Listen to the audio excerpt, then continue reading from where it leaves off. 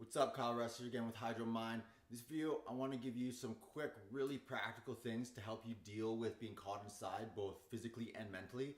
Now, obviously, being caught inside something is just going to happen. It's going to happen a lot. But that's something, the stuff that the ocean delivers, that's something that's out of your control. So the most important part of this is to focus on the things that you do control.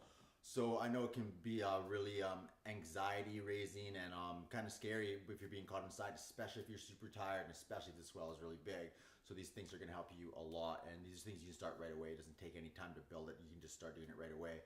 So the first thing is to take a proper inhale, and in order to understand how to do that, you have to be able to do it quickly, but to understand exactly how to do that, the best way to do it is to do it slowly. So I'll demonstrate. So you want to practice taking a full inhale in the right order through your belly, chest, and then you can even fill your throat. Now to do this, just do it as slow as possible. You can do it it'd take a minute to do a full inhale, so do it as slowly and super consciously. So first I'll just put my hands here, so you'll feel the belly moving out as you breathe. And that's the bottom 2/3 of your breath. So the top 2/3, then your chest expands, and then you can up into your throat. And so you can understand exactly how that feels, the process. So you want to do that belly, chest, head, rather than take a big chest inhale. Now, when it comes to being in the water, when you are caught inside and you see that wave coming, you want to be able to do that rapidly. So doing this slowly, you'll build those neural pathways so that it becomes unconscious for you to do that. But what it looks like to do it fast looks like this. So you want to practice doing it slowly the first time so you get the actual pattern right, but then you can do it fast. Another little side tip is to hold your breath with your epiglottis, so it's the back of your throat. So don't ever hold any oxygen in your cheeks because it's just a waste of air. You want it in your lungs, so hold right there to keep it all in. So that's for your first breath hold. When you're caught inside, see those waves coming, you're on your board, take a fast inhale and hold your breath. And the second part is how you recover between hold downs. So when you pop back up, now you don't want to pop back up and you'll expel all the air, but you don't want to huff and puff, because that really triggers chest breathing, which triggers the fight or flight response, which will be increase a higher heart rate and higher adrenaline. But so the way to practice this is, again, here sitting. So you'll do a breath hold. Make sure you fill your lungs, and then hold until you get a really strong urge to breathe, and then you'll expel out your mouth, but then recover with your nose.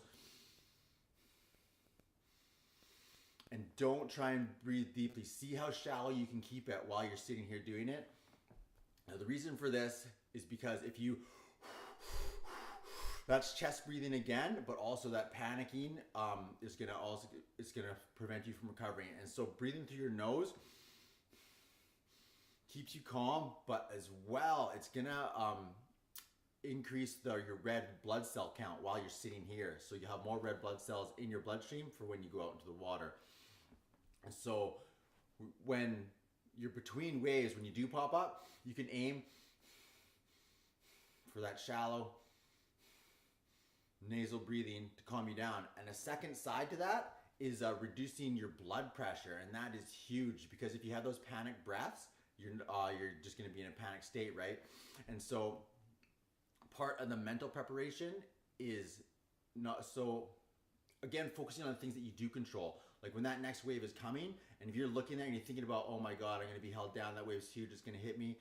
Instead, if you're focused on your breathing, you're focusing on the things you can control, not focusing on the things that you can't control. So this is gonna play a huge role in keeping you safe and free of panic and that kind of thing. And so taking the first breath, big proper inhale, fast, but in that right pattern, and recovery breaths through your nose. Those are two huge things that are gonna help you hold your breath longer and stay calm.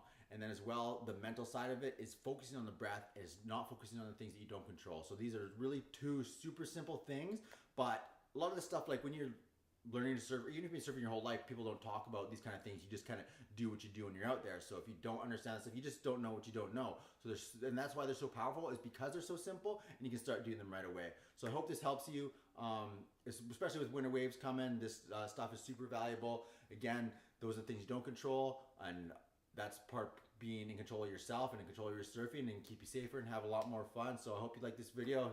Again, I'm Kyle Russ with HydroMind.